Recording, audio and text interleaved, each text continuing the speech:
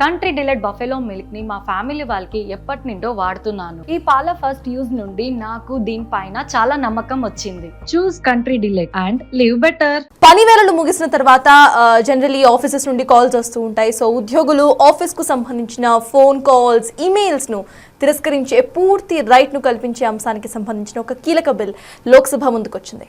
Right to disconnect bill 2025 ను NCP MP Supriya Sule ప్రవేశపెట్టారు. Office hours ముగిసిన తరువాత లేదంటే సెలవు రోజులో ఉన్నప్పుడు ఉద్యోగులకు వారి ఆఫీసుల నుంచి ఎటువంటి ఫోన్ కాల్స్, మెయిల్స్ రావడం వల్ల వ్యక్తిగత, కుటుంబ జీవితానికి ఇటు ఆటంకం కలుగుతోందని ఎంపీ సుప్రియా సూలే పేర్కొన్నారు. అలాంటి కాల్స్, మెయిల్స్ ను స్వీకరించకుండా తిరస్కరించే హక్కు ఎంప్లాయీస్ కు కల్పించాలంటే బిల్లులో పేర్కొనడం ప్రధానంగా మనం ఇప్పుడు చూస్తున్న వార్త. సో ఎస్, దీనికి సంబంధించి will talk about it. So yes sir, ఇది జనరలీ అంటే మారుతున్న లైఫ్ స్టైల్స్ అండ్ ఎక్కువగా సాఫ్ట్వేర్ ఏ ఫీల్డ్లో ఉన్నా కూడా జనరల్లీ మనం చూసుకుంటే 8 hours షిఫ్ట్ అయిపోయిన తర్వాత మళ్ళీ ఆఫీస్ నుండి కాల్స్ రావడం, కాల్స్ను తీసుకోవడం ఇట్లా చేస్తూ ఉంటారు.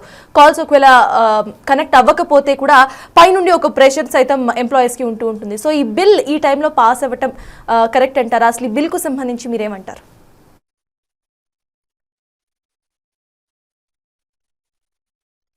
కావడం వేరు, ప్రవేశపెట్టడం వేరు. It just introduced in Lok Sabha did not pass it. అది కూడా ఇది అధికారిక బిల్లు కాదు, అంటే ప్రభుత్వం పెట్టిన బిల్లు కాదు. ఇది ప్రతిపక్ష సభ్యురాలు, ఎన్సీపీ నాయకురాలు శరద్ పవార్ కూతురు సుప్రియా సూలే ప్రవేశపెట్టారు. అంటే పార్లమెంట్లో, శాసనసభలో, చట్టసభల్లో వారంలో ఒకరోజు ప్రైవేట్ మెంబర్ లెజిస్లేషన్ ఉంటుంది. అంటే ఎవరైనా పార్లమెంటు సభ్యుడు తాను ప్రతిపాదించేటువంటి బిల్లును ప్రతిపాదించవచ్చు. కానీ చాలా సందర్భాల్లో ప్రభుత్వం దానిపైన స్పందించాక ఆ బిల్లును ఉపసంహరించుకుంటారు. ఎందుకంటే ప్రభుత్వం అంగీకరించకపోతే బిల్లు పాస్ కాదు. అందువల్ల బిల్లు పాస్ కావాలంటే అధికారంలో ఉన్నవారు దాన్ని అంగీకరించాలి. అందువల్ల ఇప్పటికీ మోడీ ప్రభుత్వం ఈ బిల్లునేమీ అంగీకరించలేదు. ఇప్పుడు కేవలం ఇది అఫీషియల్ బిల్లు కూడా కాదు. అఫీషియల్ బిల్లు అయితే గ్యారంటీగా పార్లమెంట్ ఆమోదం పొందుతుంది అని మనం కంక్లూషన్కి రావచ్చు. ఇది అఫీషియల్ బిల్లు కాదు, ఇది కేవలము ఒక అపోజిషన్ మెంబర్ ప్రవేశపెట్టినటువంటి బిల్లు మాత్రమే. ఇప్పటి వరకు అధికార పార్టీ కానీ ప్రభుత్వం కానీ రైట్ టు డిస్కనెక్ట్ అనే కాన్సెప్ట్ పైన తమ అభిప్రాయాన్ని చెప్పలేదు. పైగా ఇటీవల న్యూ లేబర్ కోడ్స్ అని కార్మిక సంస్కరణలను చేపట్టింది మోడీ ప్రభుత్వం. ఇందులో క్లియర్గా ఉద్యోగులకు, వారి కార్మికులకు వ్యతిరేకంగా యజమానులకు అనుకూలంగా చట్టాలని సవరించారు. సో దాని వ్యతిరేకత ఆల్రెడీ దేశమంతా వ్యక్తమవుతుంది. అందువల్ల పెట్టుబడులను ఆకర్షించాలి కనుక యజమానులకే అన్ని రకాల సదుపాయాలు ఉండాలి, వర్కర్స్కు ఉండాల్సిన అవసరం లేదని భావిస్తున్న ఒక పొలిటికల్ ఇకోసిస్టమ్ ఉన్న సమయంలో ఈ బిల్లు ప్రవేశపెట్టారు. అందువల్ల ప్రభుత్వం దీనికి అంగీకరిస్తుందా అనేది ఒక ప్రశ్నార్థకమే. ఒకవేళ పార్లమెంట్ ఆమోదించినా ఇది కార్పొరేట్ రంగానికి మాత్రమే వర్తిస్తుంది, ఆర్గనైజ్ సెక్టార్ తప్ప అసంఘటిత రంగంలో అది ప్రాక్టికల్గా సాధ్యం కాదు.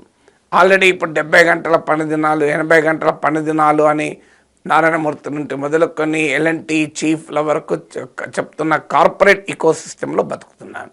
ఇంకోవైపు లే ఆఫ్లు, అసలు జాబ్లెస్నెస్, హైరింగ్ ఫ్రీజులు, హైరింగ్ తగ్గిపోవడం ఉన్న కాంటెక్స్ట్లో బార్గెనింగ్ పవర్ అనేది పనిచేసేవాడికి లేదు, బార్గెనింగ్ పవర్ యజమానికి ఉంది. అందువల్ల ఈ పరిస్థితుల్లో ఒకవేళ పార్లమెంట్ ఈ బిల్లును ఆమోదించినా ఎంత మేరకు అమల్లోకి వస్తుందనేది పాయింట్. కానీ but it's a very interesting concept. ప్రపంచంలో కొన్ని దేశాలు ఆల్రెడీ ఈ భావనను తీసుకొచ్చాయి. ఎస్పెషల్లీ ఇటీవల టాక్సిక్ వర్క్ కల్చర్ గురించి దేశమంతా చర్చ జరుగుతున్నది. మీకు అన్నా సెబాస్టియన్ అనే ఒక యంగ్ చార్టర్డ్ అకౌంటెంట్ ఒక గ్లోబల్ కన్సల్టెన్సీ ఫామ్లో పనిచేస్తూ పని ఒత్తిడికి తాళలేక హార్ట్ అటాక్ చనిపోయిందన్న వార్త దేశాన్ని కుదిపేసింది. ఈ మధ్య తమ ఇంట్లో తన సొంత పెదనానో చిన్నానో చనిపోతే కూడా నీవు డెడ్ బాడీ అక్కడ ఇంట్లో ఉండగా కూడా మీటింగ్ అటెండ్ కమ్మని మేనేజర్ ఫోర్స్ చేసిన ఉదంతం మనం చూసాం. ఇంకా మూడో ఉదాహరణ, భార్య తొలిచూరు సంతానాన్ని కనటానికి హాస్పిటల్ అడ్మిట్ అయితే నీ భార్య డెలివరీ అవుతుంది కానీ నువ్వేం చేస్తావు, నువ్వు పని చేయి, కావాలంటే ల్యాప్టాప్ పట్టుకుని పోయి ఆ లేబర్ రూమ్లో కూర్చొని పనిచేయని మేనేజర్ చెప్పిన దుర్మార్గం చూసాం. ఇవన్నీ ఇక ఎల్ఎన్టీ చీఫ్ అయితే ఆదివారం రోజు ఇంట్లో కూర్చొని భార్య మోహం చూస్తూ ఏమంటావు బోరు కొట్టదా అన్నాడు. సో ఇవన్నీ చూసినప్పుడు ఏమవుతుంది అంటే రైట్ టు డిస్కనెక్ట్ అనేది కీలక ప్రాధాన్యత ఉంటుంది. డెఫినెట్గా ఒక ఎంప్లాయర్ రిలేషన్షిప్ బాధ్యత కూడుకుంది. నిజంగానే ఎమర్జెన్సీ వచ్చినప్పుడు ఖచ్చితంగా అది సండే అనో లేదా వీకెండ్ అనో లేదా వర్క్ అవర్స్ అనో ఒక ఎంప్లాయీ ఇర్రెస్పాన్సిబుల్గా ఉండాల్సిన అవసరం లేదు. ఖచ్చితంగా ఆ రెస్పాన్సిబిలిటీని ఉద్యోగికి కూడా పాటించాలి. ఏదైనా ఎమర్జెన్సీ వస్తుంది, సో ఏదైనా సాఫ్ట్వేర్ గ్లిచ్ వస్తుంది, అర్జెంటుగా ఉద్యోగి అటెండ్ కావాల్సి ఉంటుంది, ఆ బాధ్యత ఉండాల్సిందే. కానీ ఇది వికృత స్థాయికి చేరి ఉద్యోగుల యొక్క మిషన్లుగా యంత్రాలుగా భావిస్తూ ఒక టాక్సిక్ వర్క్ కల్చర్ ఎన్విరాన్మెంట్ అనేది పెరిగింది. ముఖ్యంగా ఇప్పుడు ఐటీ సెక్టార్లో చూస్తాం, రాత్రి 10 దాకా 11 దాకా కూడా పని చేయించుకునేటువంటి సందర్భాలు ఉన్నాయి.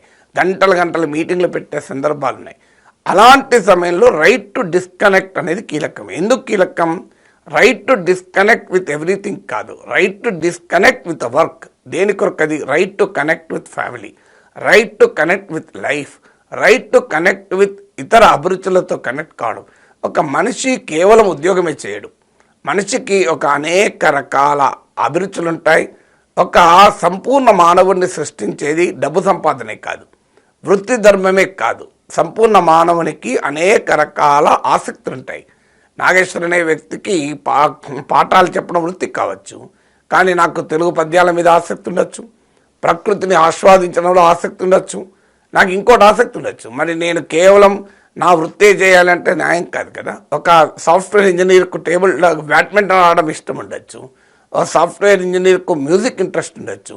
అందువల్ల right to connect with other pursuits, right to connect with family, కుటుంబంతో గడపడం, పిల్లలతో గడపడం. నువ్వు 30 ఏళ్ళ తర్వాత 20 ఏళ్ళ తర్వాత ఆ చిన్న వయసులో ఉన్న కొడుకులతో బిడ్డలతో గడపగలరా?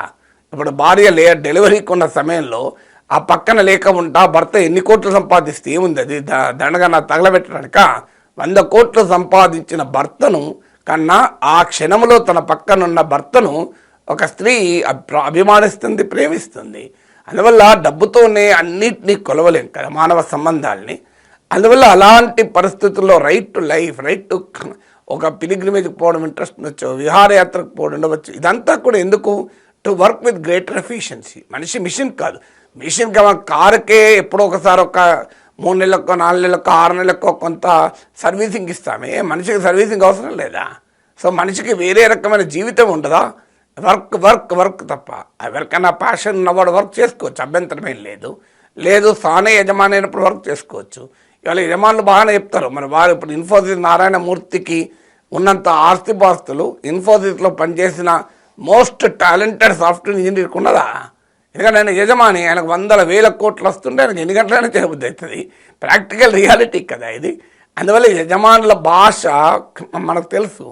అందువల్ల అల్టిమేట్గా ఇదే కాదు, ఇప్పుడు ఒక ఉద్యోగంలో పనిచేస్తూ ఉంటాడు, నేను కొత్త సాఫ్ట్వేర్ నేర్చుకోవాలి, కొత్త విషయాలు తెలుసుకోవాలి. ఎలా తెలుసుకోగలను? నాకు కాస్తంత టైం ఉండాలి, వెసులుబాటు ఉండాలి కదా. ఇప్పుడు నేను ఒక సాఫ్ట్వేర్ నేర్చుకుంటున్న సమయంలో నేను నార్మల్ సాఫ్ట్వేర్ నేర్చుకుంటున్నాను, నేను ఆర్టిఫిషియల్ ఇంటెలిజెన్స్ నేర్చుకోవాలి. ఎలా నేర్చుకోవాలి? ఉద్యోగం రిజైన్ చేసి నేర్చుకోవాలంటే ఎకానమీ వర్కౌట్ కాదు. ఉద్యోగంలో ఉండడంలో నేర్చుకోవడానికి సమయం ఉండదు. అప్స్కిల్లింగ్ ఎలా సాధ్యమవుతుంది? రీస్కిల్లింగ్ ఎలా సాధ్యమవుతుంది? అందువల్ల right to connect with other pursuit, right to connect with other aspects of life, right to connect with other emotions of life, ambitions of life కొరకైనా రైట్ టు డిస్కనెక్ట్ ఉండాలి కదా. అందువల్ల ఇట్స్ ఏ గుడ్ ప్రపోజల్. అయితే అంత సులభంగా ప్రభుత్వాలు అంగీకరిస్తాయో చూడాలి. ఒకవేళ అంగీకరించినా దాన్ని ఎంత సిన్సియర్గా అమలు చేస్తాయనే చూడాలి.